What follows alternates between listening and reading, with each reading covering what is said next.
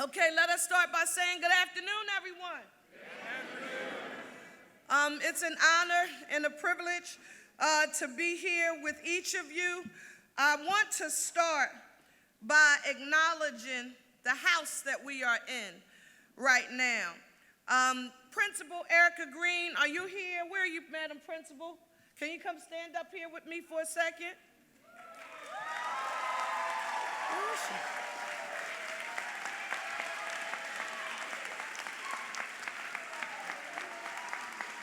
I heard it. I heard it. I heard it.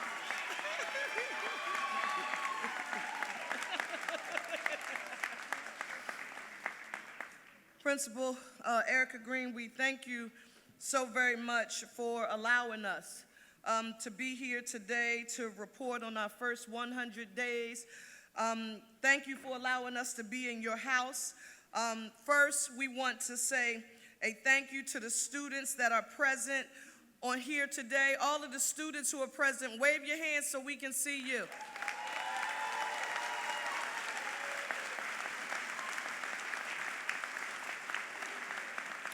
Now, I need the audience to know that these students are part of the World Affairs National Junior Honor Society.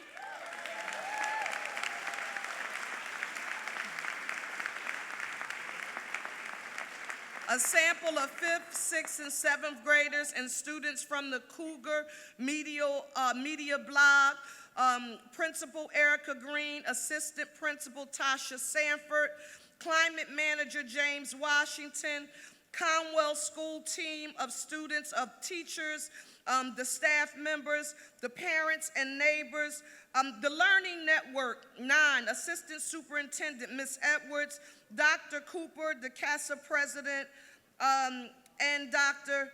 Watlington, your team is trying to take care of you. They said, don't forget our Dr. Watlington. Where's Superintendent Watlington?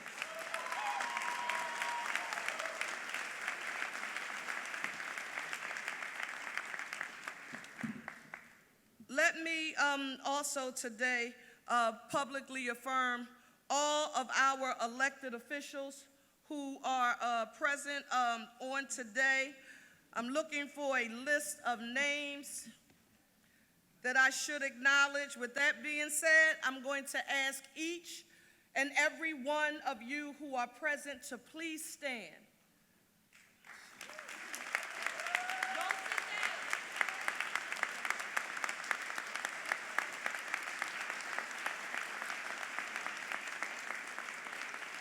Now, Madam. Now, here's the leader of the Philadelphia delegation of the Pennsylvania House sitting down. I just said, please stand, don't sit down yet. No, intergovernmental cooperation and planning, all of us, we need each other. We can't get anything done if we don't all work together. Our chair, Morgan Cephas, Councilwoman, yes, Councilwoman Ketsi Lozada,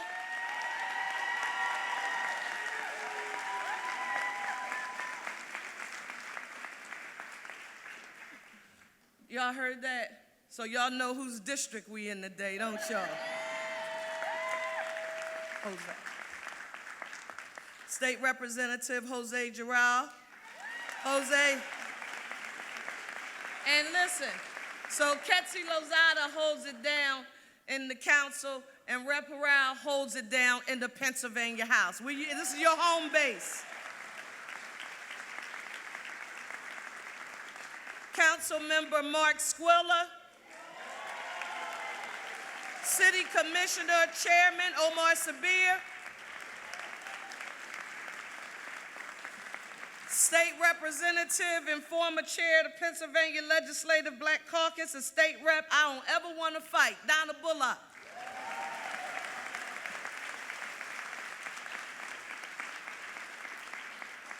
Our sheriff, who no one expected us, working in partnership with the council president. I think we're getting close to being able to make a super huge announcement. Was that diplomatic enough, Sheriff? We're on our way, right? Give it up for Sheriff Rochelle Bilal.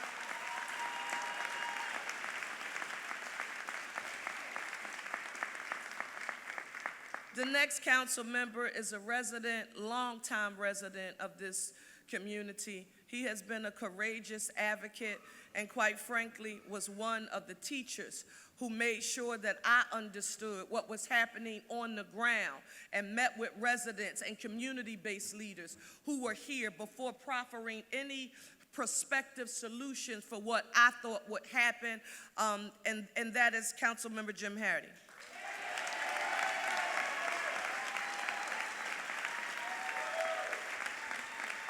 Next, got a super huge election coming up, and the chairman is here. And I'm also happy that our commissioner, Lisa Dealey, is president. She's got the right color on, one Philly. One Philly, I like it.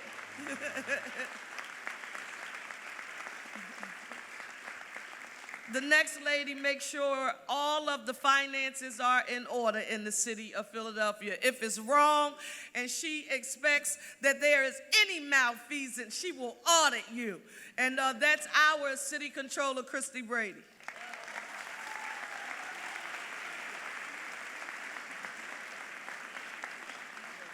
This next gentleman, and I know being in this school is extremely important to him because he's chair of City Council's Committee on Children and Youth. I also think that he happens, with all due respect, Councilmember Lozada, he represents the greatest council district in the city of Philadelphia.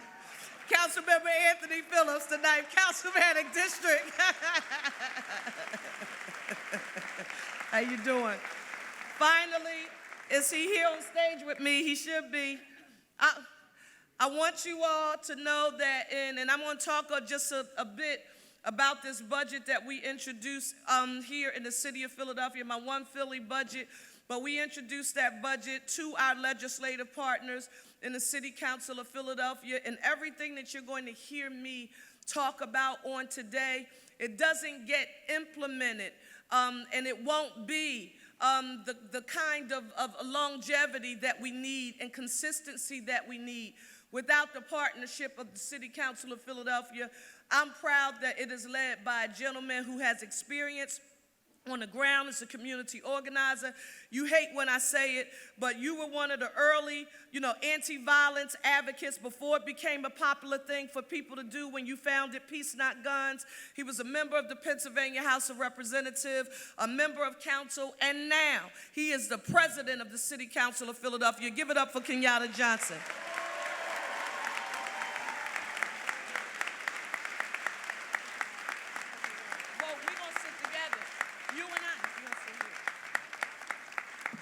The team has said that we need to get started.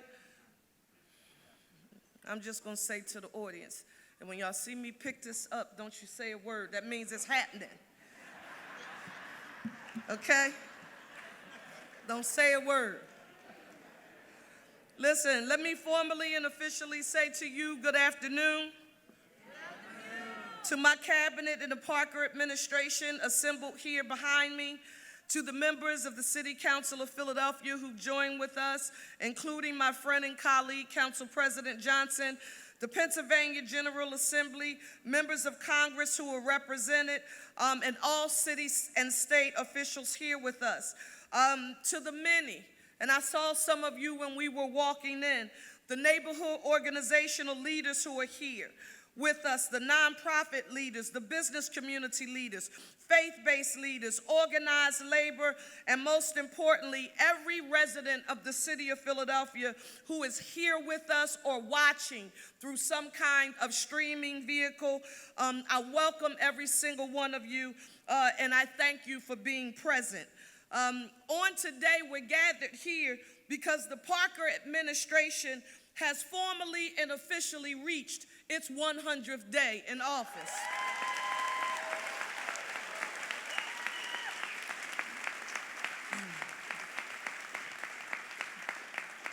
Now, from me, that sound that you just heard from me and the team, it wasn't a collective exhale, but it was everyone on stage inhaling, right?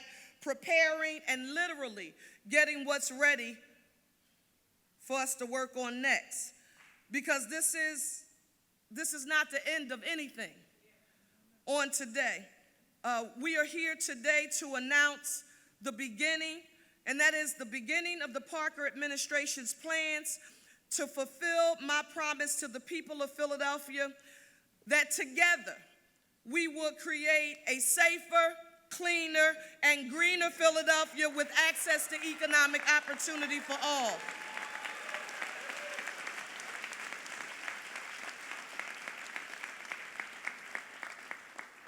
In a few minutes, you're going to hear from a term that you've heard often during my administration, and you're going to hear from what I call my subject matter experts. These are the incredibly hardworking members of the Parker administration cabinet, and these are the folks who are going to go in detail to you and for you and with you with what we've accomplished for the people of Philadelphia in our first 100 days in office.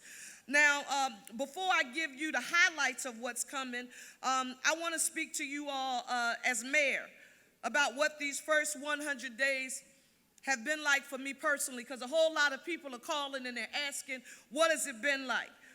If I'm being very truthful and direct with you, the emotion that I have felt the most when I've been in that historic office, sitting in that chair, that people told me that I shouldn't say out loud because I was a woman, and if I said it out loud, people would think that I was weak.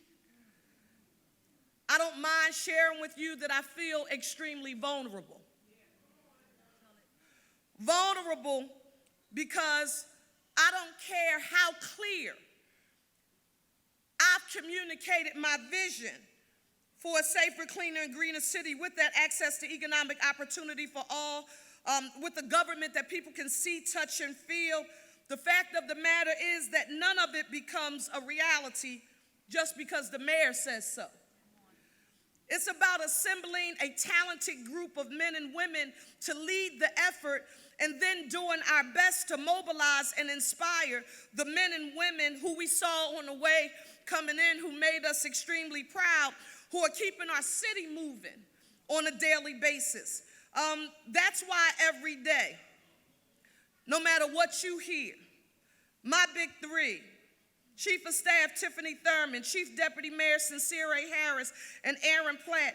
And it really should be the big four, because I don't walk or talk or do anything without Tanyelle Cook Artis.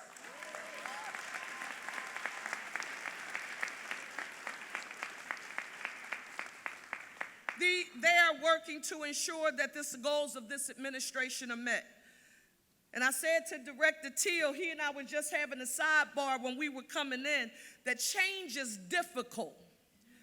And whenever you're trying to change culture's difficult. Culture makes people uncomfortable when you're trying to change it, Mr. President. And we're trying to do a few things a little different. So I'm not trying to make anybody feel uncomfortable. We're just trying to deliver supports and services in a way that's reflective of how this administration is trying to deliver services. I've said this before and I'll say it again, and I want to be forthright about this. We are not perfect. None of the people sitting on the stage are perfect. When you hear us talk about doing the best that we possibly can, we're saying that to you because we want you to know that we are 10 toes down, 10 fingers down, doing everything that we can with every tool that we have. But we know there is going to be something that is missing, something that could be criticized. To the people of our great city, I want to say this to you directly. I want you to pay close attention to the people who get or seem to get warm and fuzzy when something goes wrong. If they're not fully engaged in some way, shape, or form in trying to make our city better in their daily ongoings. None of us should be proud if something that we are proffering or a solution that we are putting on the table is not working as effectively or efficiently as we desire. Our job is to control for it.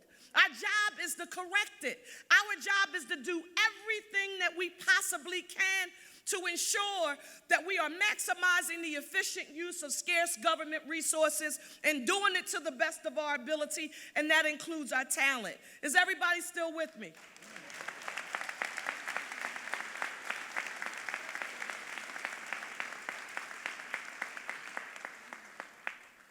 I will never allow naysayers, purveyors of negativity, to interfere with our ability to make good on the promise that I made to you, the people of the city of Philadelphia.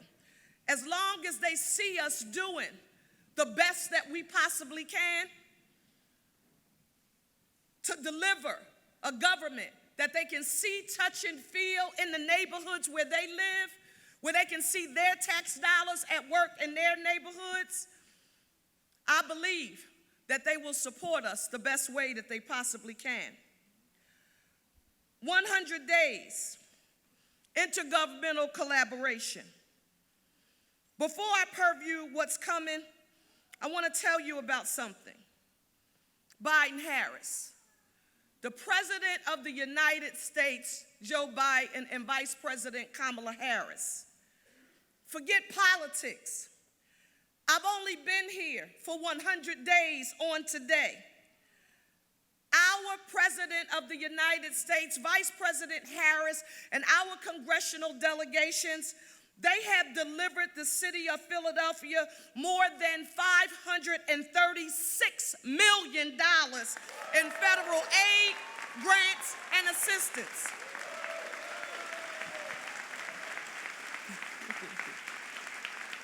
I don't know about you, but on the day, if he's listening, thank you, Mr. President. Send more.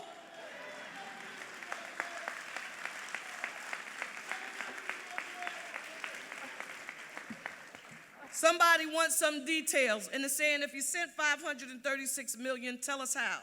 I'm glad you asked. $25 million for improving our water and sewer infrastructure. $20 million to upgrade systems at the Philadelphia International Airport. $1.5 million for workforce development for workers in the electric vehicle industry. $317 million for a whole new line of rail cars for SEPTA. Give that a huge round of applause, please.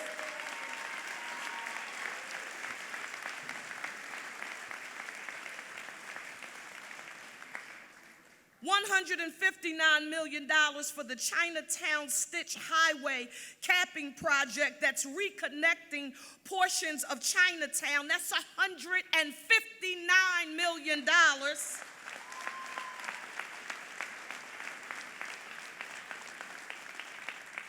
And just this week, because I said one number on Monday and it was that number, but right after we said that number, we got 14 million more. And that was to rebuild 2 bridges in Fairmount Park in Northwest Philadelphia. That's $536 million. That's over $500 million with a B. Thank you.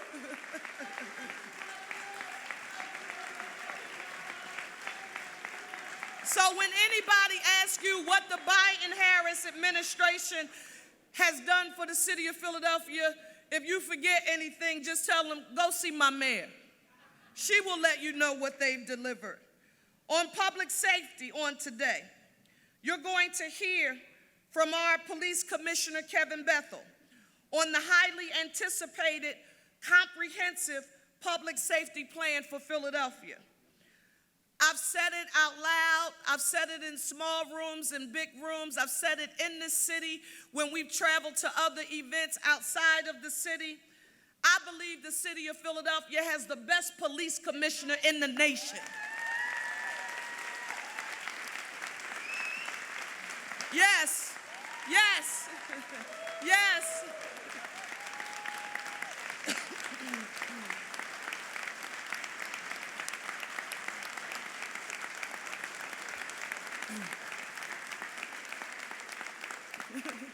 Y'all, and because I know how competitive it is out there to find talent, if there's anybody watching thinking you coming, you're going to have to see all the people who just stood up if you think you're going to take them from us. He's ours, and I'm proud, though, that on today, he's going to tell you how that plan will get more police officers out from behind desks and on the streets of Philadelphia to make our city safer. He's going to explain to you how the Philadelphia Police Department is returning to a model of community policing and how that will help to create bonds of trust again between communities and our police. Council President, he's going to talk about PIE. He's going to talk about prevention, intervention, and enforcement as a part of the plan, because for all of us who are in this room, when we think about our big challenges, we know we just can't police our way out of them. We have to have a holistic approach. But I want to be clear about this. We are releasing the Commissioner's Comprehensive Public Safety Plan for Philadelphia today. He's going to talk about it in much more detail. Before I turn to another critical challenge, I want to break some news here today. Mr. President, this is important to you, and if Councilmember Jones were here, he would jump for joy. We cannot go into the details because we have to get brief. So I couldn't give details even if I wanted to because we got to be brief. But we're on our way, and she just shares this with me. Where is our city solicitor, Renee Garcia? Can you just, can you stand up so people can see you? Just come around here for a second. It's worth it. I want you to see who it is.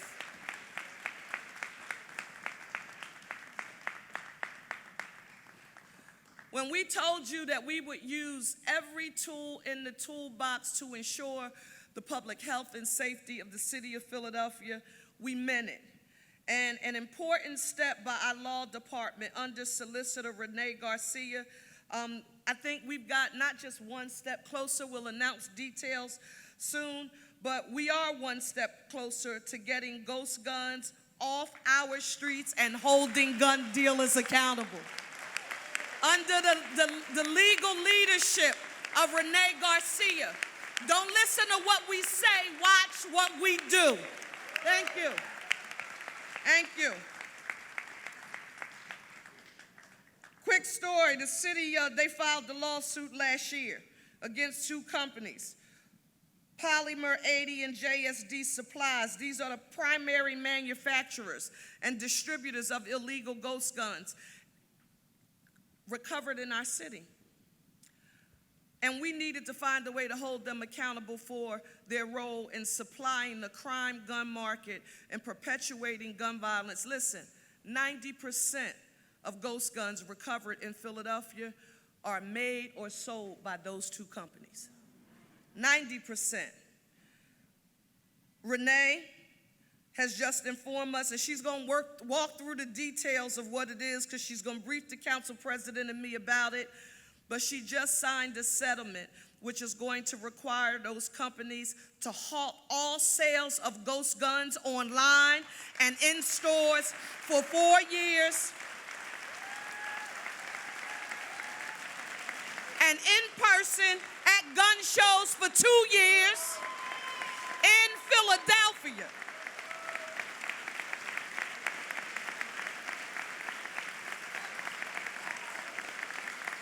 In addition to that, the city is going to receive some funds, and we have to figure out how we're going to get them. Is it going to be over 100 years, Mr. President? I'm hoping that it's not going to be that long. But I heard the number is about $1.3 million to fund efforts to address gun violence and efforts to get illegal guns off of our street. That's huge, city of Philadelphia. Adam Teal, our managing director.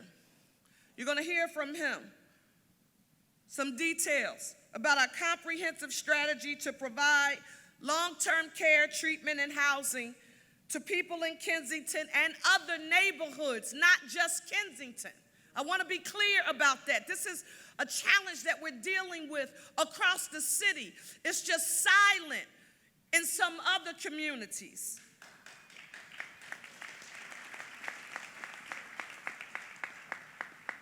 Those who are suffering from addiction, facing mental health and behavioral health challenges, and or are unhoused or homeless. We want you to know on today that the status quo that's been able to prevail here in Kensington in particular, the open air drug markets, the widespread addiction, the deep despair, that it is unacceptable and change is on the way. Change is on the way. He is going to brief you on our progress and our plans to restore a once proud community into a neighborhood of choice and a beacon of hope, again with a plan that comes from the ground up. No one coming from outside of the community thinking that it knows what's best for the community being impacted. The voices of the people who live here are the voices that we will hear most. Public Safety Coordination and Outreach. Adam Gear, our Chief Public Safety Director, a brand new position in government that was created by our City Council of Philadelphia. He's going to tell you about his work coordinating the administration's public safety response across government, as well as his work conducting outreach and engaging with residents and families who have experienced violence and trauma in their lives. He is a critical part. What he does is a critical part of our holistic strategy citywide to reduce violence and to make our communities safer. One part here that's near and dear to me. Carlton Williams, our Director of Clean and Green Initiatives for the City of Philadelphia.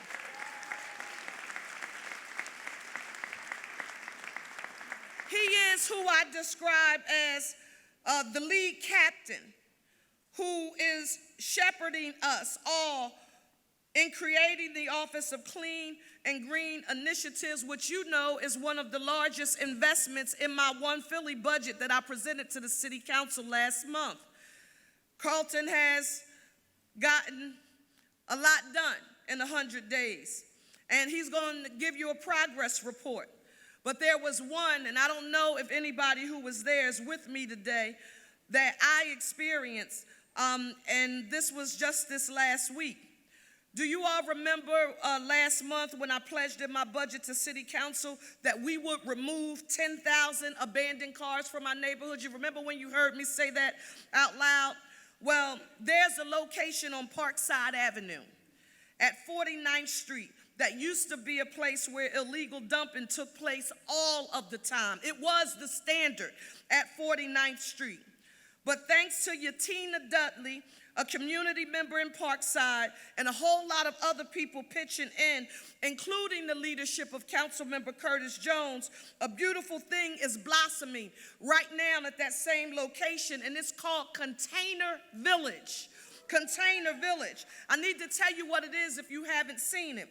They're small business vendors, majority minority. They're operating businesses out of converted and large shipping containers. I don't know about you, but that's innovative thinking, because I never thought of opening up a store in a shipping container.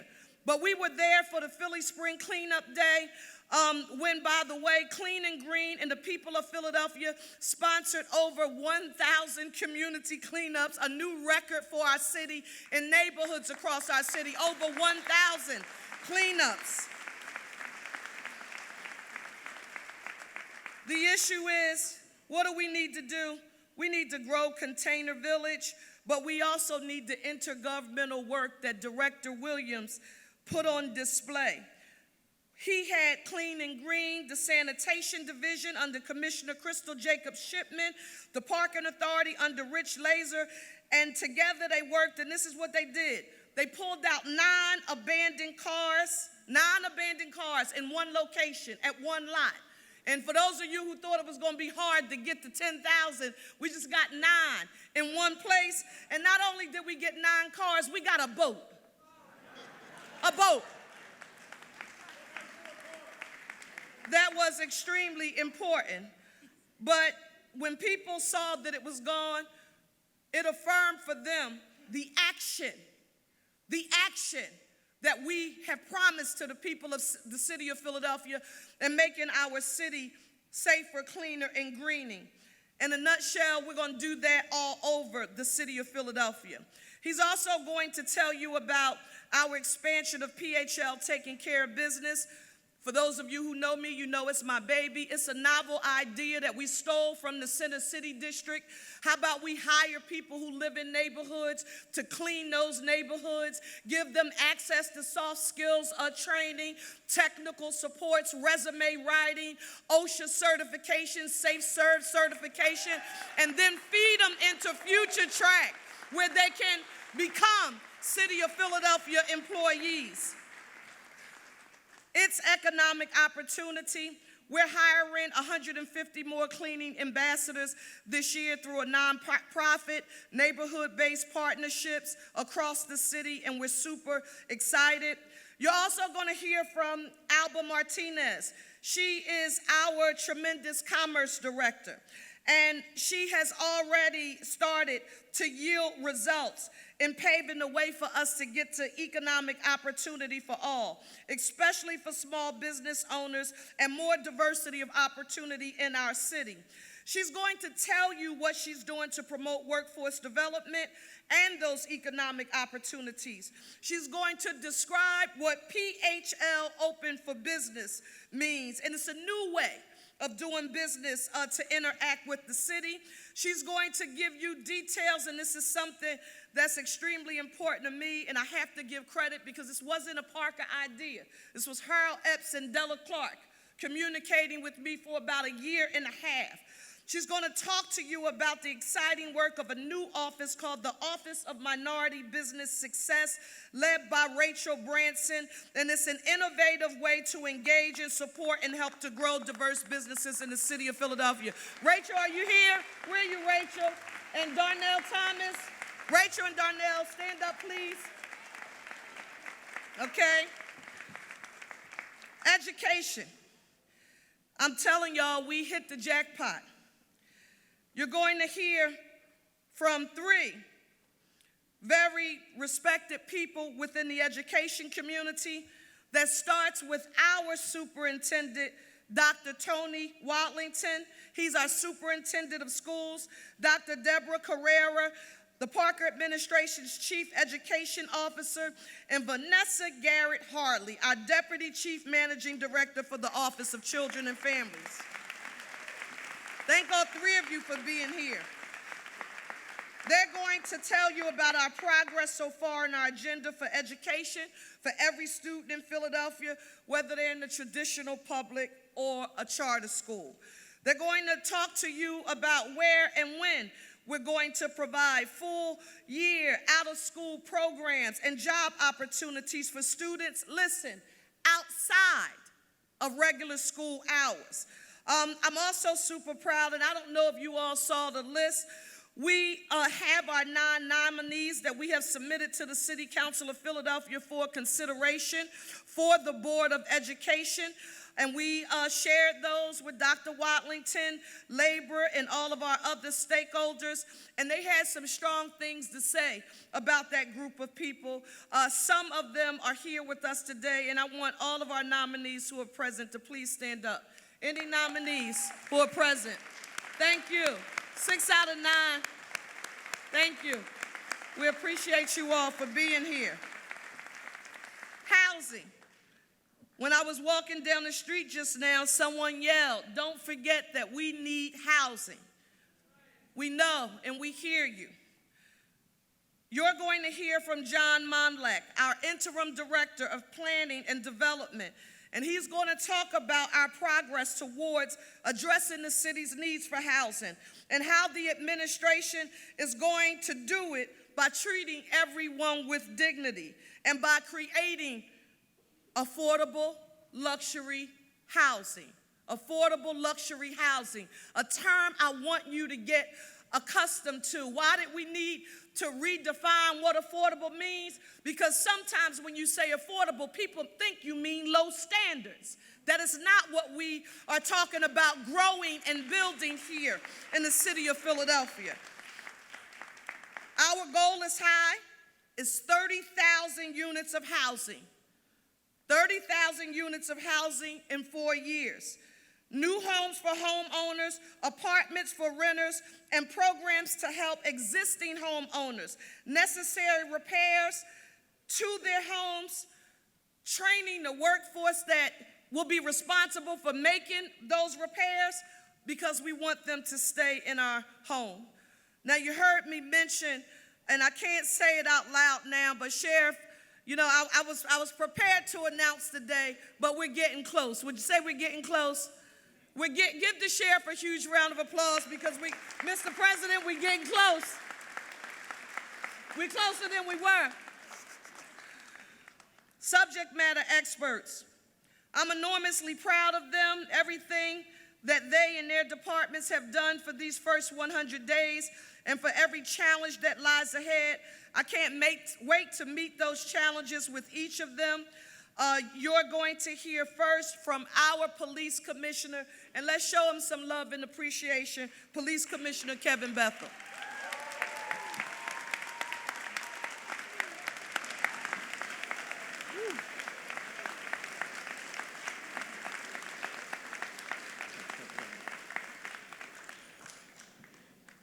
I think by now, usually I get to follow right after the mayor, and so I usually take the mic off and I just drop it like that. I said, I don't know why she doesn't drop the mic when she comes off. And you could have left that fan up here for me too. I don't know how people know how I feel about this work. And people know my why I came back. I saw Principal Green. Where'd she go? Here she is. I see some of my other principals stand up in the area, my principals from other principals around the community. And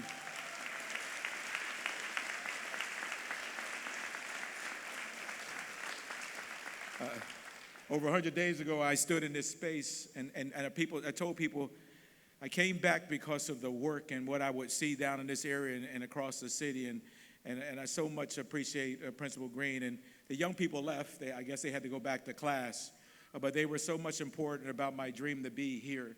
And so to come back 100 days later, the symbolism of that to me is so critical. And so I want to thank the mayor for her leadership. I want to thank her for the vision to make the city a safer, cleaner, and greener city. I always forget that economic tag. I'm going to get that one. I want to thank Managing Director Adam Teal, as well as Public Safety Director Adam Gear. And then I got to thank my budget guy, because I couldn't be up here doing this stuff without Rob DeBoe, and he's back there somewhere. He probably said, yo, he must be coming for more money. But that's how we do it, Rob. That's how we do it, right? Today is a special moment for us, but I also have to recognize the law enforcement men and women in this house, right?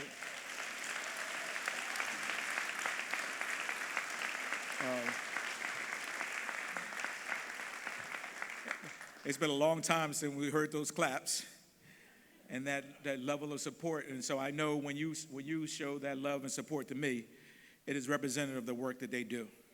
You know, we are unveiling a plan today that is a comprehensive work of my entire team. You know, and I know Blake Norton and Fran and others were helping lead that work. Kevin Thomas not here, John Stanford, and my entire executive team. I thank each and every one of you for your hard work and to be able to bring this vision that the mayor put forth to us into our present state. So thank you.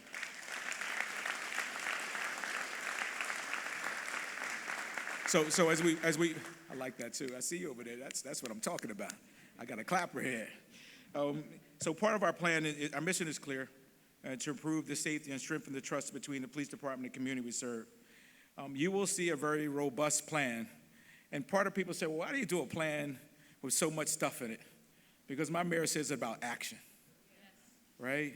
It's about getting the work done. It's not about asking a lot of questions. She even made me change I was doing listening sessions around the city. She said, listening sessions? Listening? You got to get stuff done.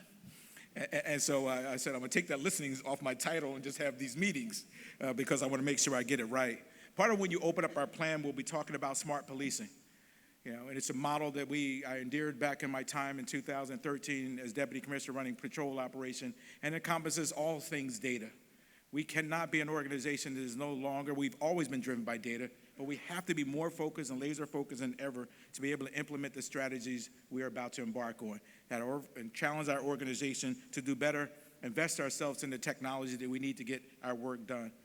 Part of the work will also be incorporating in the plan. You'll see our 360 model, Philly Stat 360. Kristen Bray is here in the room working out of the mayor's office. So one of the things we're excited about, 360, Philly Stat 360, and the mayor was also excited about that, is when at the end of the day, we got to hold ourselves responsible. The mayor says it's not what you say, it's what you do. And you only find out what you do by looking at what you do, right? And so a part of what we're going to do is really be evaluating ourselves, looking at the nuisance crimes that we're going to be collaborating with our city agencies, our law enforcement partners, our community members, and other service providers to get the work done. But most importantly, driving our tactics and our community engagement in the community that we serve. One of the biggest areas we're excited about is our community partnership. I think those who know, we've been known by community relations for a long time. But my job, my objective is community partnerships. I'm looking out in this room here, and I'm looking at, hey, Dr. Cooper, how you doing? Dr. Cooper, oversees the principals in the union and CASA, and she's a partner. She's not just a relationship. She's not somebody. She even calls me today. I think I still work in the school district the way she calls me. But I see the members of the board here. I see partners in this room. Hey, Dr. Nye, right? I can pick through this room because I see partners. And so part of our community partnership is creating a new community partnership bureau. Commissioner Aisha Massey is here. Stand up for a minute.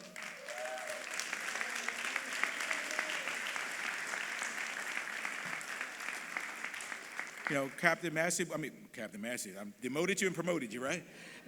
Commissioner Massey will be taking over the community partnership bill and really building out, working with our captains to do hand-to-hand, right? Creating synergy, working with our community to build relations, problem solving, and working with our district to be doing better in our outreach with the individual. We'll be adding community members, non-sworn professional staff, working in the community alongside whatever. You can't have community policing without people in the community working with you.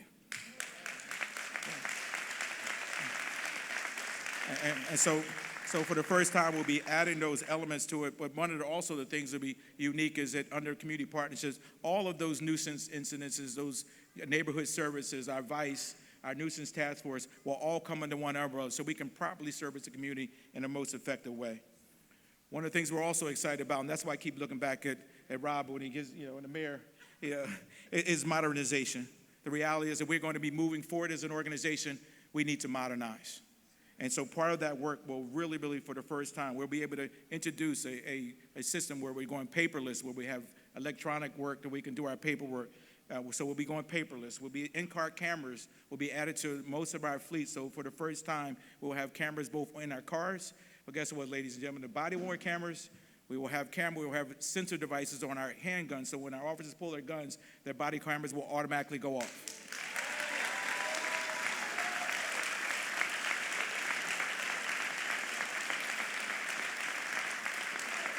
Wow. I'm going to put sensors on you guys out there drinking some wine, too. That's pretty good. Y'all get excited about that. But part of that, again, that work is done. And that also complements our tasers. When we pull our tasers, something got to clap for that. We also, our cameras will go off in that space as well. I think the mayor, as part of her charge, when she came in, she said prevention, intervention, and enforcement, PIE. And I think sometimes we miss that part. My struggles in looking from the outside, I was away from the department for 7 years, is part of that PIE was prevention, intervention, and enforcement. And the ability to, for the first time, talk about how that triangle works together, right? It is all those three components that make us successful and bring safety down. So we will be emphasizing in our prevention space. And I talked about the creation of our community partnership. I've talked about our 360 model and implementing our proactive policing initiatives and training in our space. Where are we going to be doing our intervention? Focusing on early intervention. And I think all of you know in this room, my work before I came back was really working in juvenile justice and working to divert young people away from the system.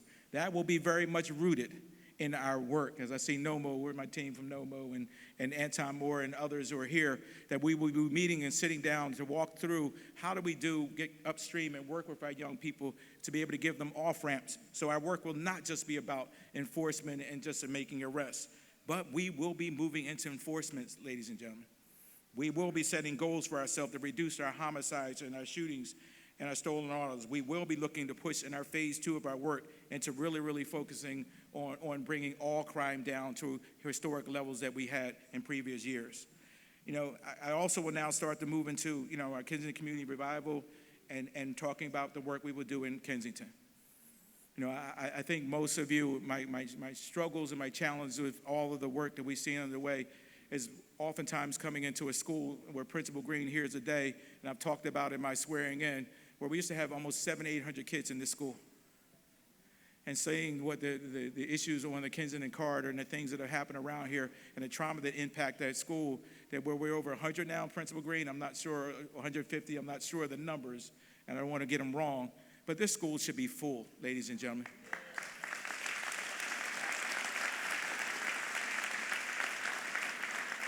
And so as we embark on our work, we will have a multi-phase approach. We will establish a dedicated implementation team to work with us in partnership. We will be working with partners, building strong community partnerships, securing and vitalizing the Kensington corridor, providing essential resources to residents and people struggling with addiction, and ultimately creating a safe and thriving community. And part of that work will be a 5-phase approach. We will be presenting the team with warnings and engaging individuals to give them the opportunity. And then we will move into an enforcement posture. I want to name that. Right? I don't want to put that on the side. I want to name that. We will move into a very empathetic but effective enforcement strategy led by, you want to stand up, Commissioner Rosario?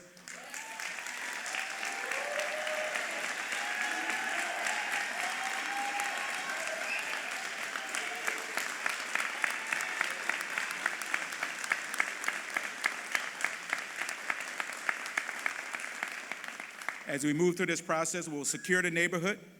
And we will hold.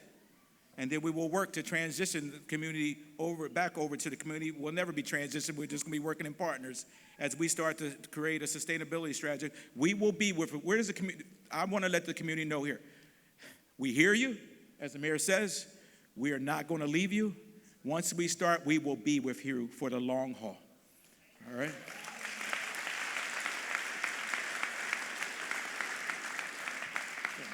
Once you see the report, you'll see it outlined in more detail. And then one of the other areas that we will be focusing on as the mayor, part of our executive order, was building a stronger police department.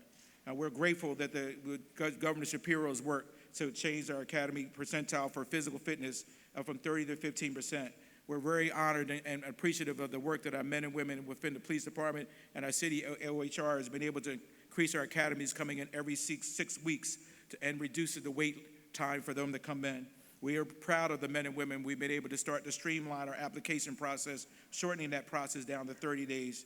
We are able to introduce a cadet program that the mayor challenged us to do.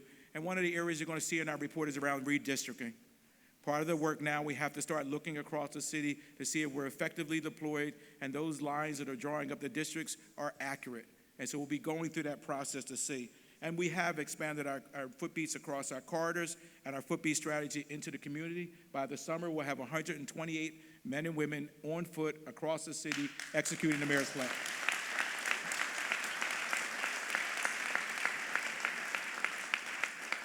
Now, you all know how the mayor is. I'm still about 162 short because it's 300, but we're working on it, Mayor. We're going to get you there.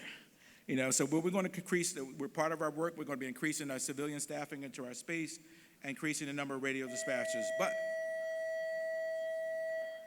that's pretty good. You know you're in the school when that goes off. So I'll end with this.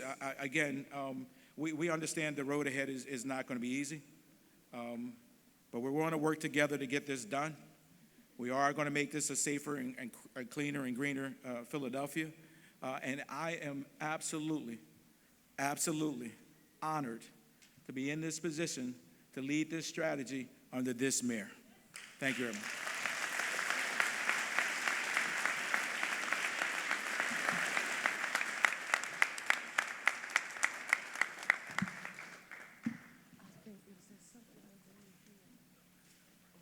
Thank you, thank you, thank you.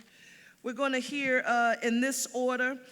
We just heard from Commissioner Bethel, Managing Director Adam Teal, then Adam Gear, our Chief Public Safety Director, then Clean and Green Carlton Williams, Economic Opportunity Alba Martinez, and then we'll come back for education in that order.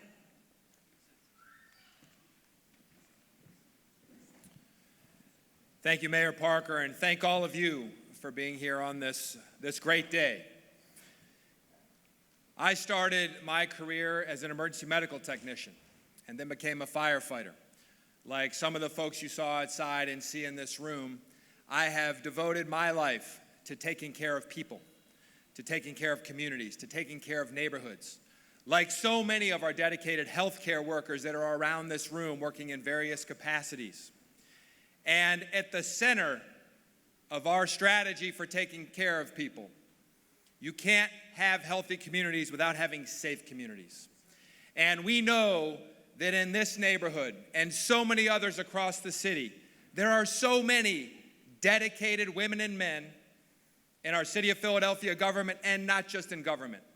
All of our partners doing truly life-saving work, from librarians administering Narcan, to police officers, firefighters, medics, our health and human services workers.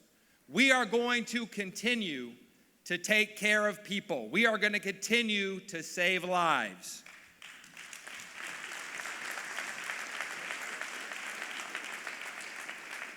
Nothing is going to stop that work. And we are going to do the rest. The mayor has a bold vision for continuing that care beyond life-saving treatment to and through the next steps in a holistic, comprehensive, and compassionate way. Compassionate to the people we take care of, compassionate to our communities, to our neighbors, to our children, by building and addressing the need for long-term housing, care, and treatment.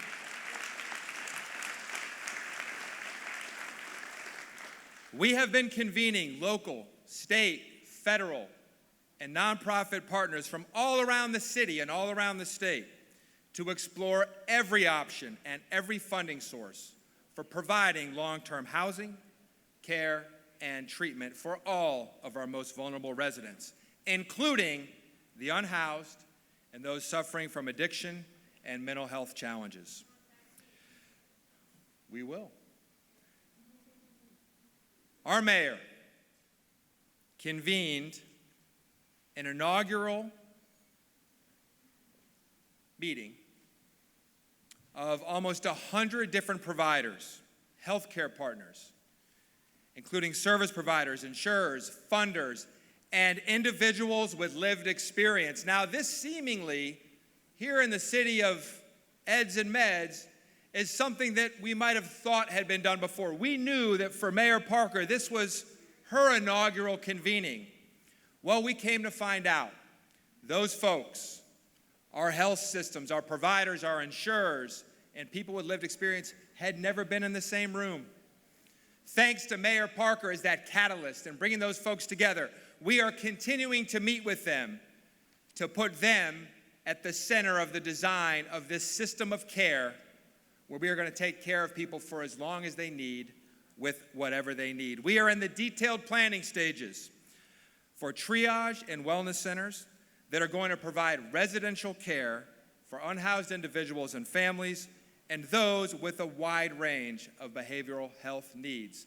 So far, everybody we've talked to agrees on the need for this, and they agree that it doesn't exist without the mayor's bold vision and what is in her proposed budget, and hopefully with help from our city council, to support this bold vision, we are going to create a system to provide comprehensive treatment and dignified housing for our most vulnerable, unhoused residents.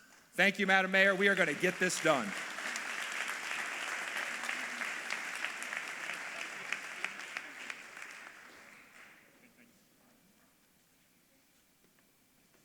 Good afternoon. afternoon, everyone.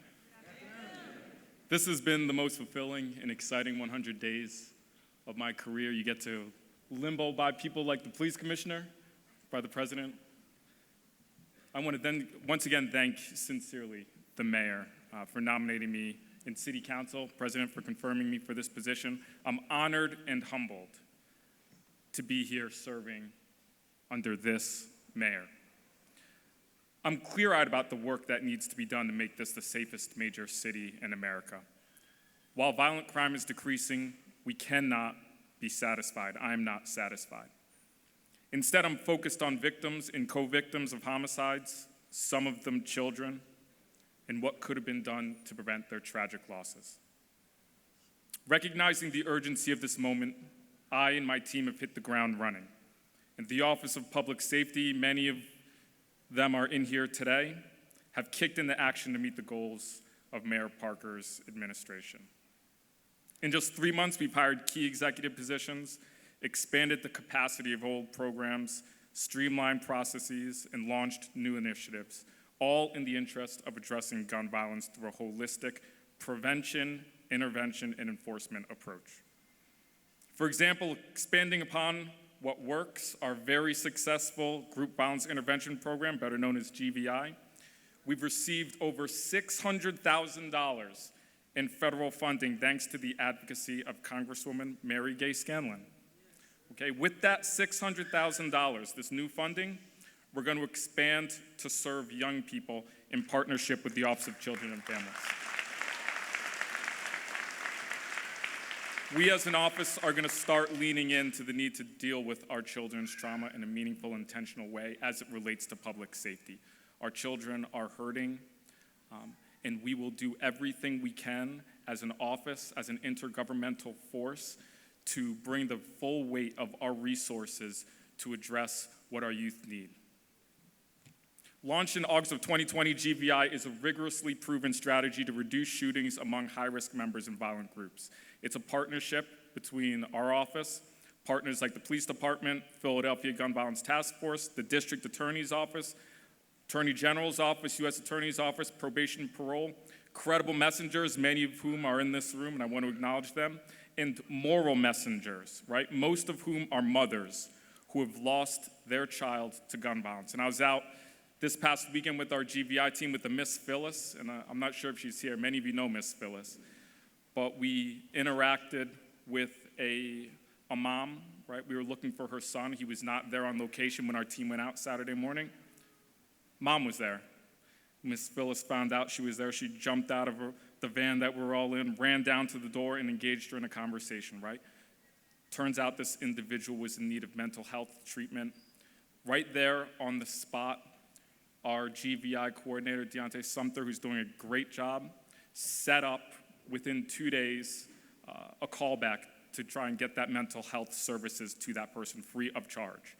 So that's the kind of work that our GVI team is doing, and we're going to expand that, as I said, to work with juveniles. And those caseworkers, those juvenile caseworkers for the youth, will focus on their families in the existing social service unit and assign those staff geographically with a focus on areas most impacted by gun violence in alignment with Commissioner Bethel's evidence and data-driven 100-day plan. The Office of the Victim Advocate, they are doing some incredible work. I wish I could get into all of it today, but they got an assist from the mayor. When I sat down with the mayor said, why are we as administration not reaching out to each and every single co-victim, the families of homicide victims personally? Why are we not doing that? I said, that's a great idea. Why are we not providing a list of resources immediately? Don't matter where you come from. Don't matter the circumstances of the homicide. If you died in the city of Philadelphia, now our Office of the Victim Advocate, Derek Holmes, is sending out a letter highlighting all of the resources, state, federal, and likewise, for these co-victims so that we make sure we're connecting them to these services. Thank you, Mayor. That's the type of compassion and vision our mayor leads with every single day, and it's an honor to work with her and be in the same room and get these ideas and implement them. Another initiative I'm thrilled to share is our neighborhood resource centers, right, known as NRCs. They align perfectly with what the mayor came in wanting to do. We are pushing them. This is to support our returning citizens coming back from State Road and beyond right? The NRCs will be launched as a network across Philadelphia, replicating a very successful national model. They'll operate as a one-stop shop for our returning citizens to access holistic range of services, employment training, opportunities, mental health counseling, drug treatment options, assistance in getting critical documents like birth certificate and social security cards, right? All in one place. We're going to be removing these barriers, and we're going to be placing them across the city. It's the mayor's vision. And if you think about it, that kind of program, right, that kind of thought, that goes to prevention in my mind, that of the pie, prevention. We're removing barriers and providing meaningful opportunities right at the source, right? That ORP, Office of Ranch Partnerships, that starts up on State Road. They start their work there in preparation for when our returning citizens, our brothers, sisters, and folks are coming back. We're gonna set them up for success. This is the tip of the iceberg of what the Office of Public Safety is working on every day to implement the mayor's vision to address prevention, intervention, and enforcement. It's our mission to stop gun violence in Philadelphia once and for all. We will achieve that. I will not rest until the job is done. I want to thank the mayor again and our incredible, talented partners up here and our community out there. We could not do this work. We could not be successful as a city without your buy-in. As the mayor says, one Philly, that is absolutely true. I look forward to working with every single one of you to make this the safest city in the country. Thank you.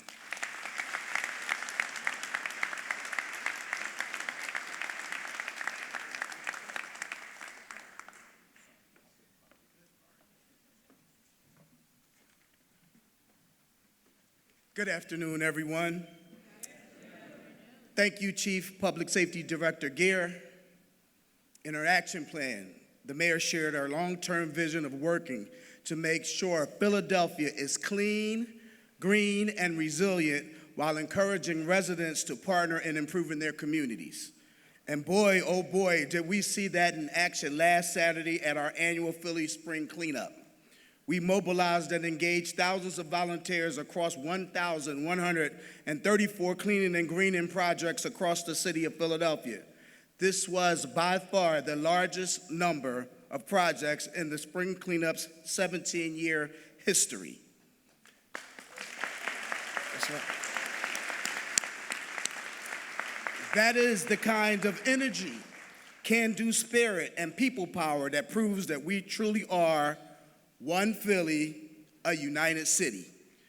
Our job at the Office of Clean and Green Initiatives is to take that enthusiasm and engagement and provide the supports and structures for it to be year-round, not just a twice-a-year blitz. Madam Mayor, we're on the case.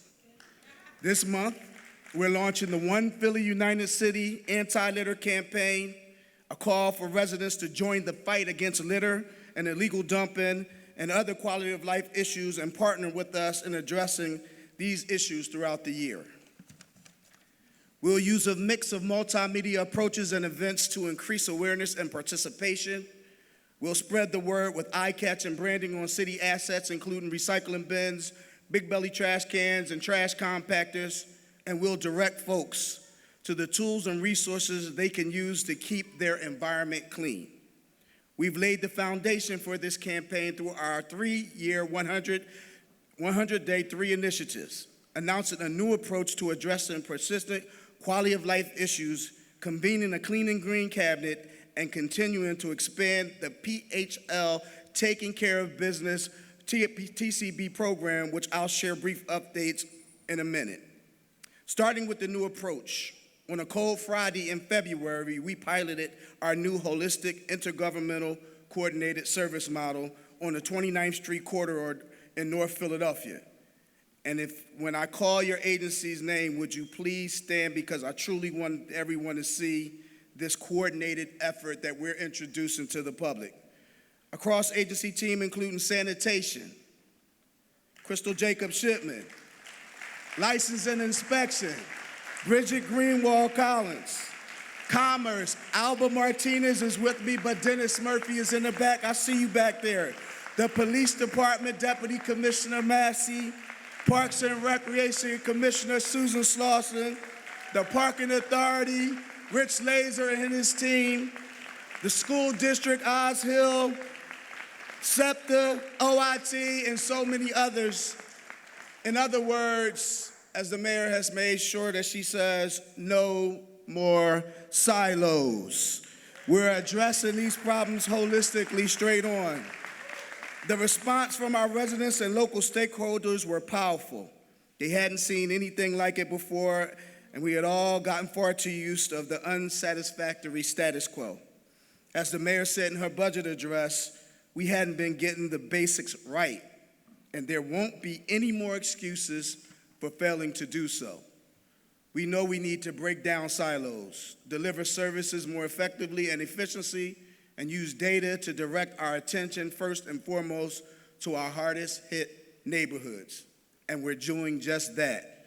We're scheduling 9 more demonstrations of our new model along with some of our most blight challenges corridors across the city. We've designed and implemented a new clean and green ticker that identifies and tracks quality of life service requests, including the number of requests, map locations, and open and closed requests. We've developed a beta version of our Community Appearance Index, highlighting neighborhoods with numerous quality of life issues. And we'll use that CAI to set a geographic baseline of quality life conditions throughout the city with the aim of identifying areas with the most need and implementing strategic action to definitively address them. We expect to and intend that the data-driven approach will result in more attention towards historically underserved neighborhoods where older, smaller, and more limited housing and geographic street layouts can exacerbate litter and blight conditions. Let me take a moment here to plug our plan to plant 15,000 trees over the next 5 years. Supporting our tree canopy goals through the Philly Tree Plan, addressing urban heat islands, and contributing to a cleaner, greener, more serene spaces that everyone should have access to. Turning to our second 100-day initiatives, we're launching our Clean and Green Cabinet this month. We'll have over 30 cabinet members representing a variety of backgrounds, including community members and organizations, businesses and industry, waste reduction and environmental groups, and intergovernmental partners. The Cabinet's charge is to organize government agencies, businesses, community partners, and other stakeholders around a comprehensive, data-driven plan to reduce the generation of waste, increase rates of recycling, tackle litter and illegal dumping, and improve the environment and quality of life in our neighborhoods. Our third 100-day initiative, a point of pride for our mayor, is the continued expansion of the PHLTCB program. With our good friends in Commerce, we'll be partnered to take TCB to new heights, expanding to additional commercial corridors across the city and to corridor adjacent residential streets. TCB's expansion will be paired with enhanced cleaning by the sanitation department and our partners in area near corridors, a force multiplier in our cleaning and greening efforts. I see some of our outstanding TCB members in the auditorium today. Please rise so that we can give you a big round of applause.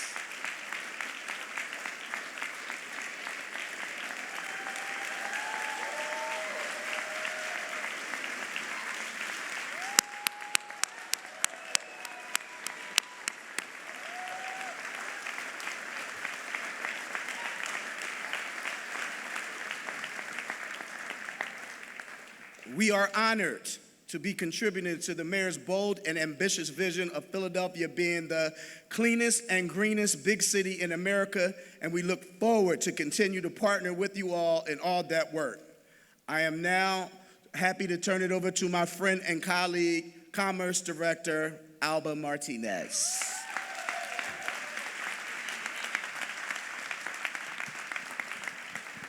Buenos días, buenas tardes. Thank you, Carlton, so much. And I want to thank our mayor for not only leading an administration, but I think she's leading a movement to give Philadelphia our rightful place on the world's stage our rightful place in the world stage as the best city in America. Thank you, Mayor, because we are gonna do that.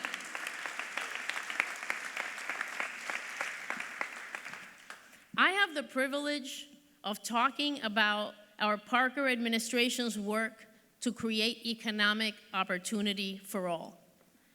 The economic opportunity section in our 100-day plan has more initiatives than any other section, and that is not an accident. Because to address the significant and growing economic disparities facing our city, to turn them around, to end them once and for all, we need to move on multiple fronts, and we need to do it fast. We have to make it easier to start and grow businesses here in Philadelphia. We need to support diverse entrepreneurs and increase their access to capital at all stages of their journey. We need to expand access to good-paying jobs, paying family-sustaining wages.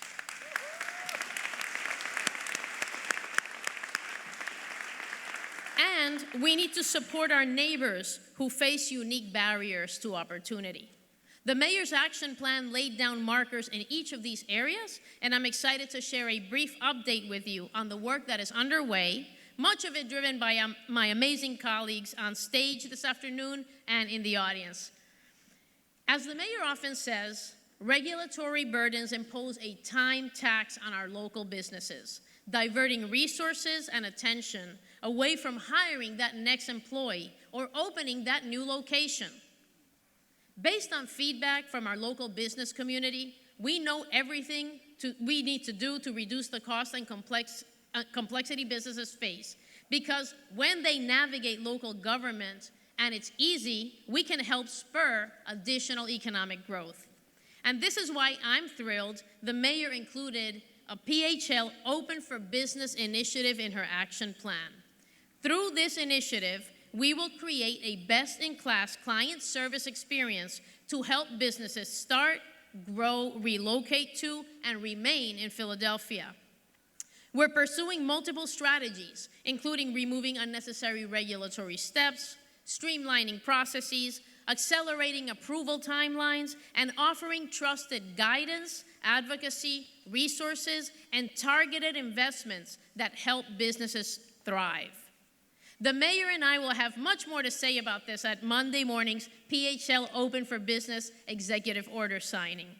I assure you that our work will be grounded in the experience of our clients, local entrepreneurs and businesses, big and small, and informed by the insights of our frontline colleagues.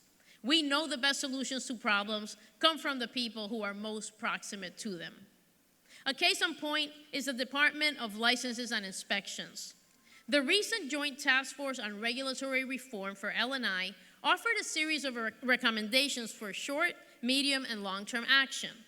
True to form, one of the first recommendations Mayor Parker took up was a complex one that was made years ago for the first time, and that was restructuring L&I into two divisions, each responsible for a core set of services. The Quality of Life Division is now led by Commissioner Bridget Collins-Greenwald.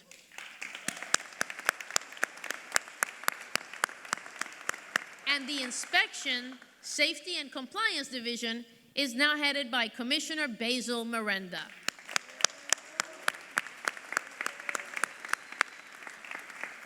When Mayor Parker announced this change, Peter Vieira, who led the Special Commission on L&I a decade ago, said, "This is a big surprise. I thought that change was dead as a doornail." But anyone who knows our mayor wasn't surprised.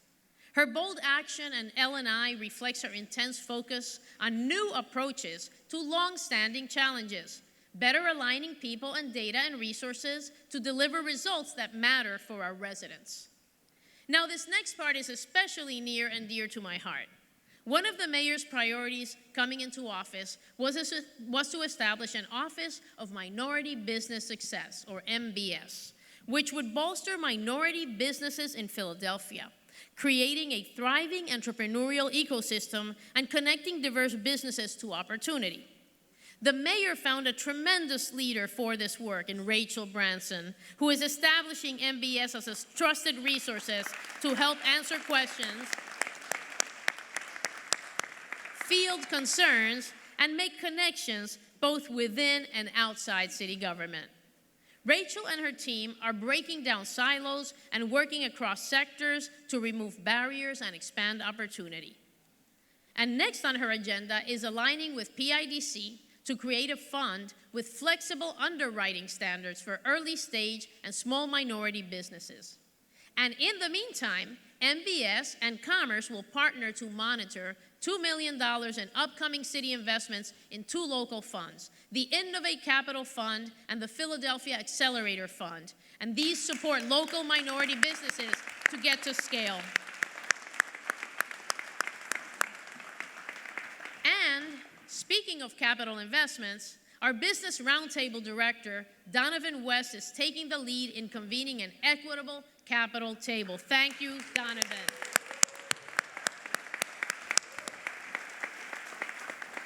This equitable capital table will be chaired by a local banking executive, and it will bring together local and national investors who commit to making capital investments in our local diverse businesses. And we'll be leveraging and extending the reach of our city investment with these new private dollars. Thank you, Rachel and Donovan, for your leadership and partnership.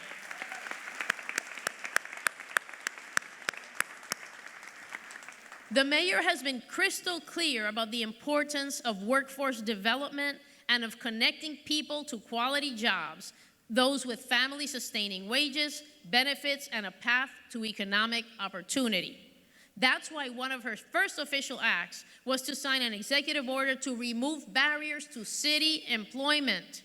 She charged her team with identifying city jobs requiring a college degree where experience or other credentials could be used instead to show needed competencies or skills. Our colleagues, working under the leadership of Chief Administrative Officer Camille Ducasse, thank you for being here and your support. They, under Camille's leadership, have risen to the occasion, and they've identified 70 additional civil service roles for which degree alternatives are appropriate, and will be proposing those changes to the Civil Service Commission. And they're not done yet. Next up is analyzing all remaining degree requiring civil service jobs and doing a first ever analysis of exempt positions for degree alternatives. We are widening the doors to opportunity by the month. And this work wonderfully complements our many ongoing and upcoming efforts to support workforce development, including the expansion of the PHLTCB program and opportunities for our cleaning ambassadors to access the Future Track program, a pipeline to guaranteed employment in full-time union jobs with our city.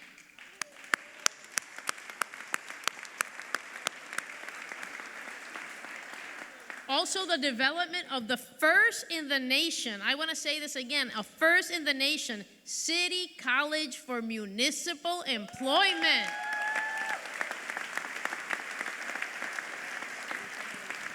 Which will enable us to grow, upskill, and support our city workforce, training the next generation of our public servants.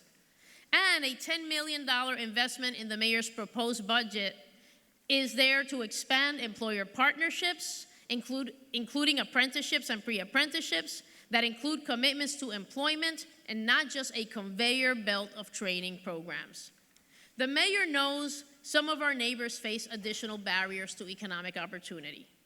Chief Public Safety Director Adam Geer spoke earlier about exciting work underway to open neighborhood resource centers, one-stop shops for connecting our returning citizens with services and supports. Our foreign-born neighbors also often face significant barriers. The mayor recognizes our city's diversity as a tremendous strength, which is why she's committed to seeking renewal of the city's certification as a welcoming city for immigrants.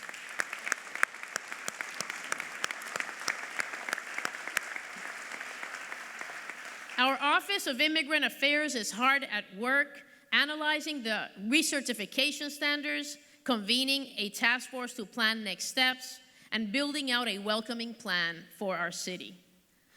We know Philadelphia will truly thrive when we build an equitable and inclusive economy that fully leverages the talent and potential in every neighborhood across our great city. Let's build on our strengths and spread the good word about one Philadelphia, a united city. And with that, over to my colleague, Chief Education Officer Deborah Carrera, for an update on education. Thank you.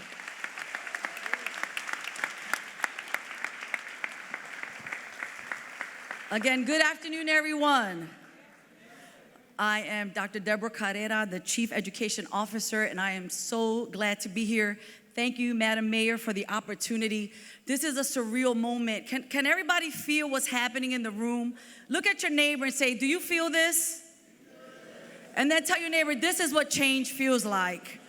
Come on, can we give another round of applause for our mayor on this 100th day celebration? I'm very excited to be here because I am also a graduate of Conwell Middle Magnet School. So I am a diamond in the rough. And so this is surreal and it's emotional for me because many know and some of you don't know, and I'm gonna get to my notes, but my mother was a single mother who raised 6 children, and of her 6 children, 5 of us came to Conwell Middle Magnet School. And Madam Mayor, that changed the trajectory of our lives because we were born and raised in Kensington. My mother did not finish school. She has a 6th grade education, but it was teachers that told my mother, hey, there's a school not far from you called Conwell Middle Magnet School, and your kids should go. We will make sure that they are prepared to take the test at that time to come here. So this is a very powerful moment for me, and I'm so honored because our mayor has picked the best and the brightest. And we are committed to your children. We are committed to young people. And we promise that we will do better.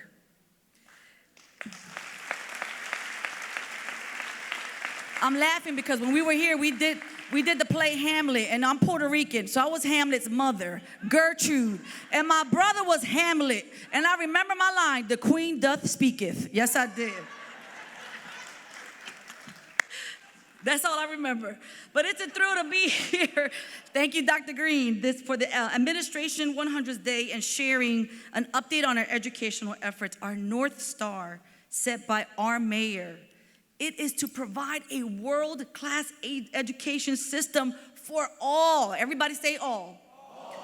All of our Philadelphia students, all ages, all social and economic backgrounds, ELL, special ed, migrant, all of our children, Black, brown, Asian, all. And with the strong partnerships we formed and innovative approaches we are pursuing, I am so confident that we're gonna do this.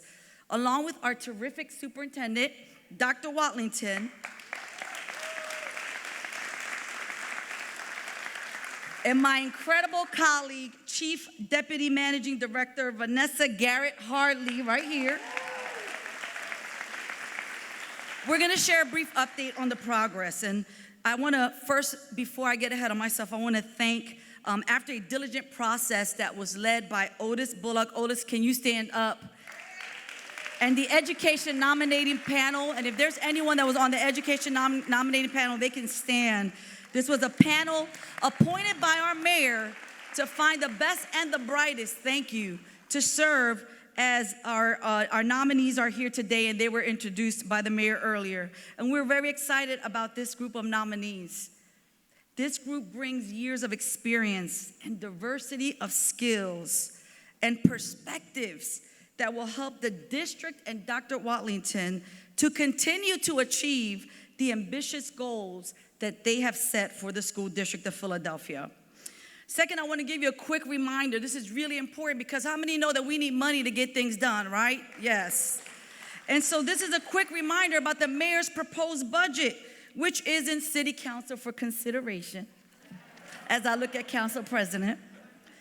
The mayor, ready, listen to this. The mayor is proposing an additional $129 million of local investments in the school district over the coming 5 years to accelerate progress. That's a round of applause.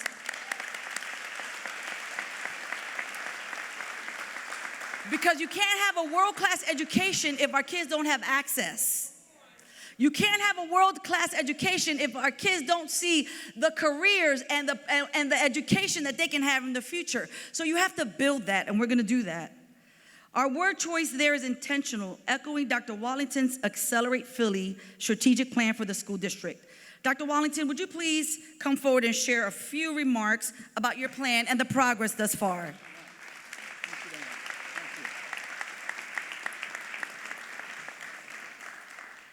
Good afternoon. Madam Mayor, I appreciate the opportunity to share, and I'm so excited that you chose to spend your 100th day in a Philadelphia school. Thank you.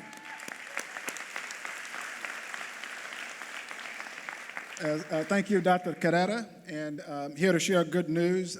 Mayor, you've set some high standards for world-class education here in the school district. And I want you to give you an update really quickly on Accelerate Philly, our 5-year strategic plan.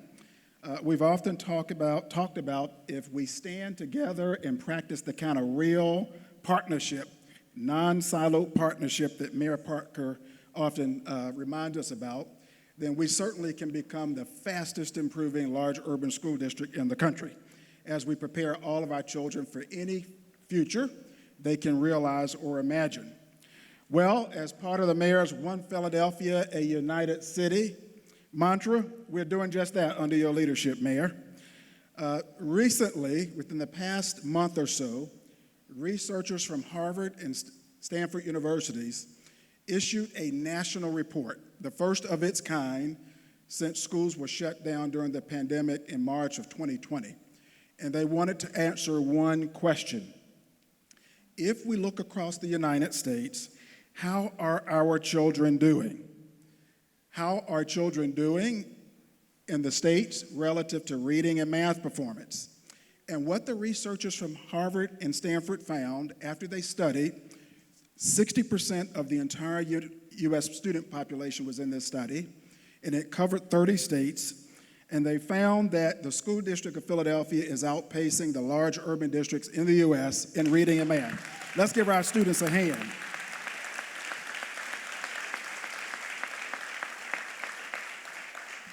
And I'm inspired by the mayor's commitment and vision to partnership.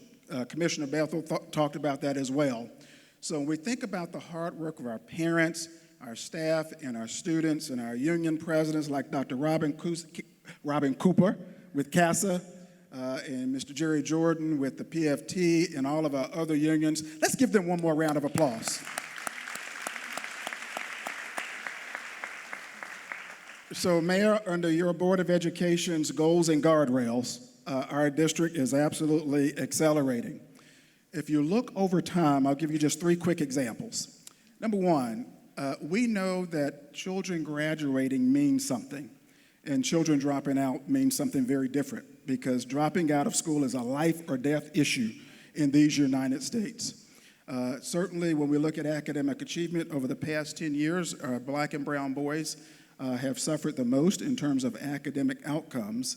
Under the 9th grade on track work, in partnership with the great work and support of the Newbauer Family Foundation, Black boys have increased their on track performance by 10 percentage points and Latino boys by 9 percentage points.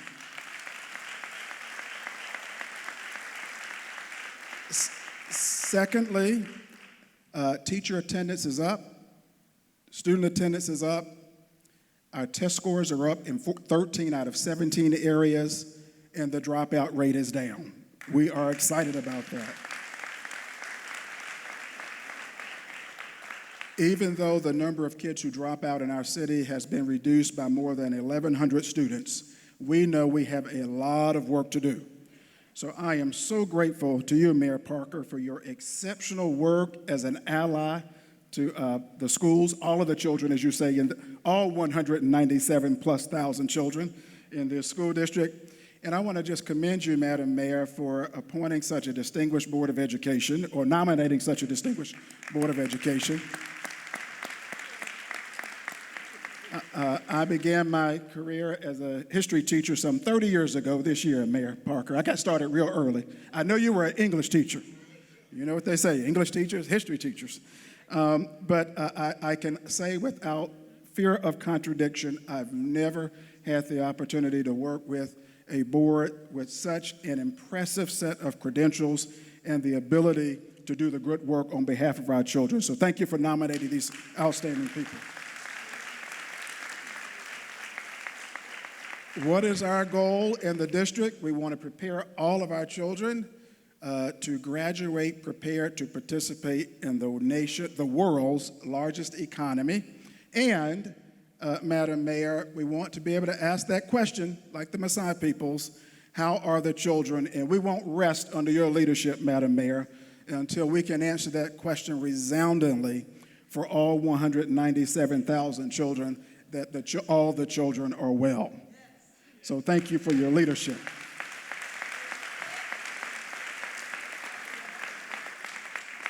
Thank you again, and it's my pleasure to turn the microphone over to Chief Deputy Managing Director Vanessa Garrett Hartley, who leads our Office of Children and Families. So good afternoon, everyone. I'm going to be real quick. I know it's warm. I'm going to use those 2-minute rules like we do in church. So thank you, Dr. Watlington. I just want to touch briefly on 3 really exciting collaborations that we're doing with the school district that will help advance the mayor's vision for education in our city. First, in early childhood education, we have a successful PHL pre-K program where we give free pre-K to 3- and 4-year-olds. You only have to be a resident of Philadelphia, but we're going to the next level with that. Aligning with the mayor's vision in early childhood education, we're going to partner to launch a one-stop enrollment option for families to apply for any free pre-K seat in the city. So it won't matter whether it's PHL pre-K, Head Start, or pre-K counts. You'd only have to fill out that one application and be able to get your young person into an opportunity.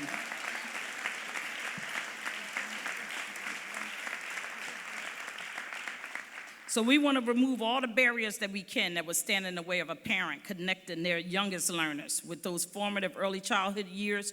We know that education is the key to a whole lot of things in the city. We know that the young people are our future. The mayor understands that and cares about young people extremely. And so we're working together to do that, and the best time to start is when they are the youngest, and like a sponge, they will suck up everything you teach them at those young ages, and that's the fundament to get them ready for the school district when they get ready to go into their kindergarten and first grade classes. Secondly, we're fundamentally revamping our approach to summer youth employment and workforce exploration for our older learners. In conjunction with our partners at Philadelphia Works and the Philadelphia School District, we are launching something that we're calling Career Connected Learning, or C2L PHL. That means we're going to be able to provide 8,000 summer employment opportunities for our young people. And they will range for young people from the ages of 12 to 24.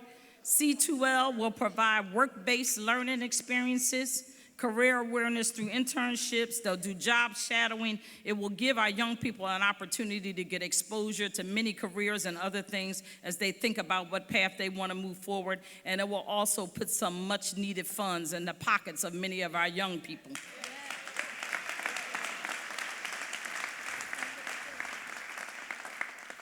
And last, but definitely far from being least, we are partnering with the school district to launch what we call the Summer Achievers Program, which is a full-day, 6-week summer program that works with academic instruction in the morning. School district teachers will be providing academic instruction in math, English, language arts in the morning. And in the afternoon, it will partner with our out-of-school time That's my time, right? 2 more minutes. In the afternoon, we'll partner with our out-of-school time programs to provide a more camp-like fun experience, but it will occupy these young people all day. And we know, as we do a lot of work with Commissioner Bethel and our Deputy Commissioner Massey and others, the key to keeping young people and to helping to settle down some of the problems we're experiencing with our juveniles and juvenile justice is keeping them busy with positive, connected opportunities. And this program will serve over 4,000 students this summer, and it'll be made available at no cost to families. Again, there's no cost to enroll your young people. I'm going to turn this back over to Dr. Carrera. Just want to say thank you to Mayor Parker for allowing me to continue to do the work that I love to do. Thank you. All right, I'm going to go quickly. So again, thank you, Vanessa. As a former team member at the school district, it's a joy to see the collaboration, the deepening of the collaboration between the city and the district. One of our core areas of focus in the Mayor's Office of Education is coordinating with the School District of Philadelphia and the Office of Children and Families to build out the Mayor's vision of full-day, year-round schooling. You can clap for that, yes. My mother would have appreciated that with 6 kids, for sure. We're on track to launch a pilot program of extended day and year-round enrichment programs for students in the fall in 20 pilot schools. We will be sharing more details in the coming months. We've got ambitious goals, I know you hear that, to achieve together, and we will be doing it. And so in addition to full year-round, we're gonna be working closely with the district as well on the school building modernization plan.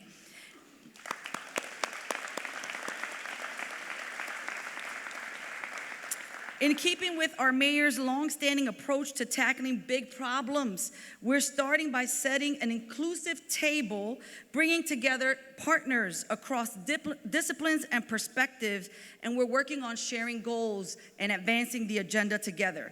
As a former teacher, the mayor especially appreciates the importance of recruiting and retaining the dedicated professionals who devote themselves to our young people. If you're an educator in the room, can you please stand? We want to acknowledge you, and we want to say thank you.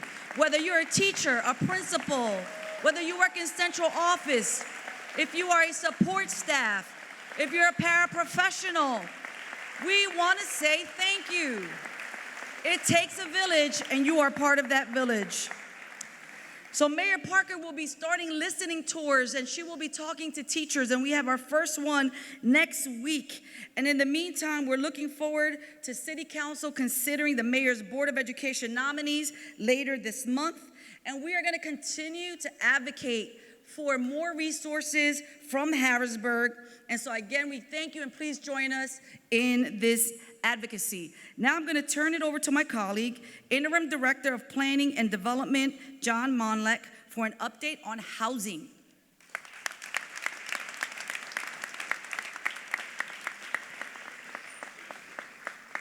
Thank you, Dr. Carrera. 30,000 housing units.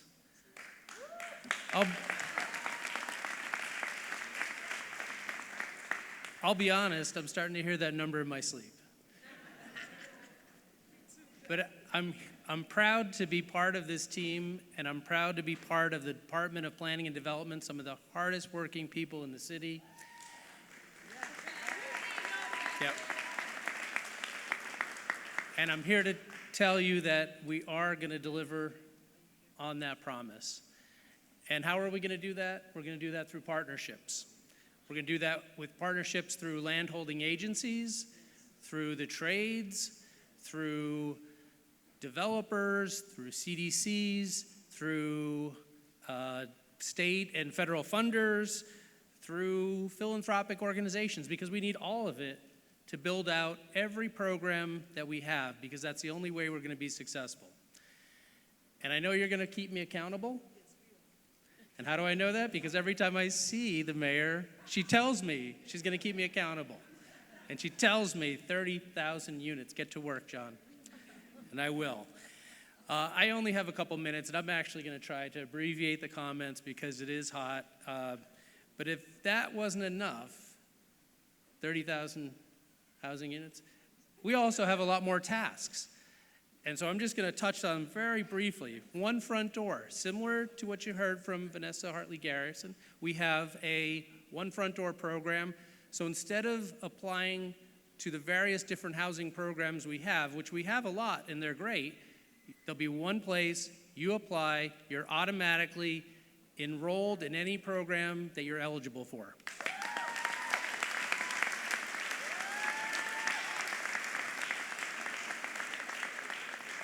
Affordable luxury.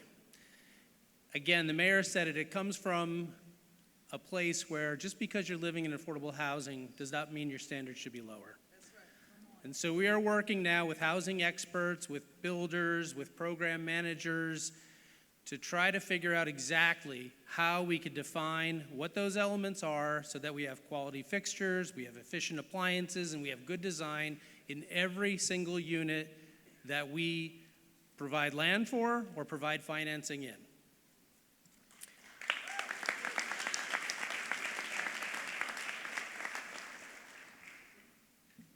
The other two things are the home appraisal bias task force, which has been given to us to take up the work that was started when the mayor was in council.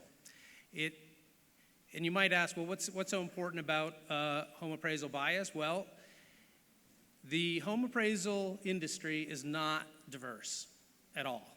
And first of all, that's very unfair to a city like Philadelphia that is diverse. And what that does, combined with redlining and other historic injustices, we have homes in black and brown communities appraising at far less than homes in white communities for the same house.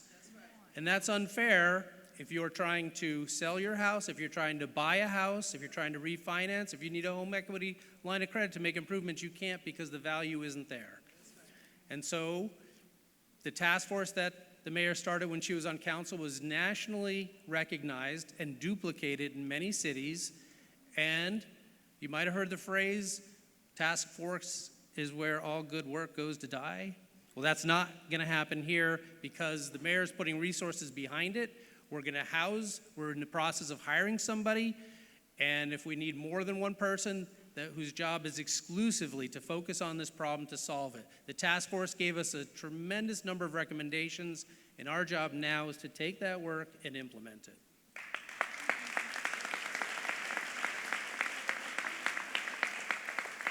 And lastly, we have been tasked with looking at the land bank. The mayor is committed to a top-to-bottom review of every aspect, including policies and procedures at the land bank.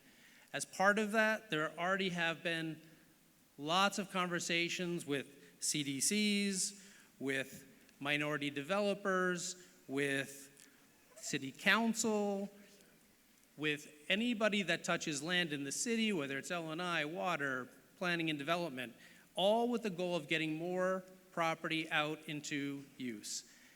And in addition, not only do we feel confident that that is going to work, we also are working with the sheriff's office, as you heard about 3 times today, to try to reinstate tax sales for delinquent vacant property, because we know as soon as we get the property out that we have, we need more property to replenish it, because we're going to need all of that. It's such a key important part of our housing program.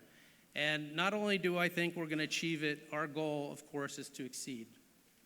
So with that, I'm going to turn it back over to the mayor.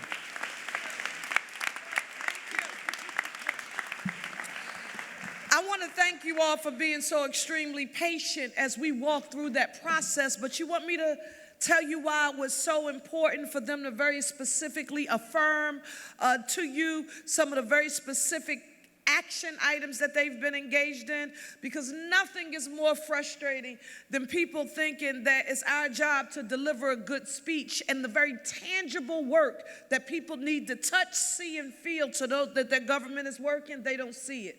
Now, I'm not a magician, but this just happened while I was sitting here. This really did happen. John, I'm coming after you, and this is appropriate. I don't want people to think I'm making this up, but we had this plan. This was not planned. But we can't get to that 30,000 number. That is creating 30,000 units of housing in the city of Philadelphia in 4 years, building of new, preservation of existing rental housing, multifamily, unless we make good use of city-owned properties.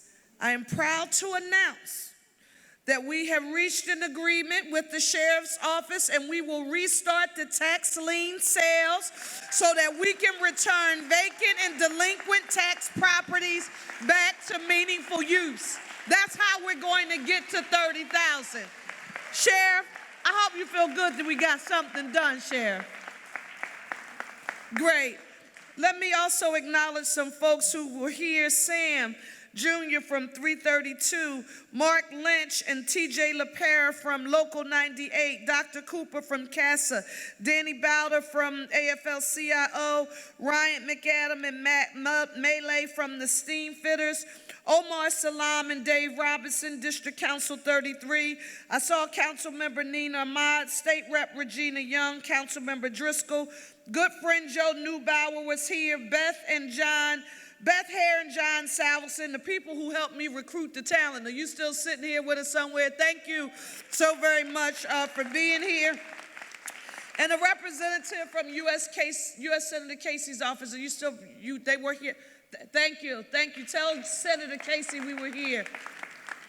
And we documented that federal money. Listen, we are excited about this. I am proud about this. This is what we have to do now, because I made a commitment to do this, and I want people to know, Philadelphia, I'm going to make good on my promise to you. We announced that $6.29 billion budget to the City Council of Philadelphia. It's my one Philly budget, and it contains this vision to continue what you've heard communicated to you today, to make Philadelphia that safest, cleanest, greenest big city in the nation with economic opportunities for all. Somebody's not going to watch this or see this, so we're coming to a neighborhood near you. We're going to continue a tradition that I started during my tenure when I was a member of the Pennsylvania House of Representatives and a member of City Council. We're going to hold budget briefings and town hall meetings in neighborhoods across the city of Philadelphia. The subject matter experts will be there. So if you're not here, just know we're coming to your neighborhood. I want you to know I don't apologize for along with the subject matter experts that you heard from today, they're not hands-off people. They're hands-on people who are delivering results, and I'm proud of that, and I'm proud of them. We are going to make good on our promise to give you a reason to hope and believe in your government again, to make it work for you in your neighborhoods. We don't have a magic wand. We don't have a magic wand. We're not going to be able to wipe every ill away immediately, but there will be no one in the city of Philadelphia who won't be able to say that they see their government working together in partnership, trying to make our city that one Philly, a united city that you've heard me talk about. In a manner that will make my son Langston proud. Don't act like you don't know what this is when I ask you to do it. If you say index finger, Langston is going to say they just don't get it. Everybody right now, put your ones in the air.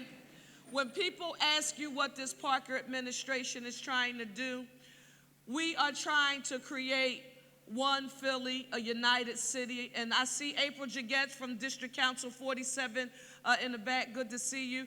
Let me hear you all repeat after me and say, one Philly. One Philly. A united city. A united city. You're in school and you didn't do it well the first time. Put your hands back up and let's try it again. I want them to hear us and believe us outside. Let me hear you say, one Philly. One Philly. A united city. A united city. Thank you all so very much for being here.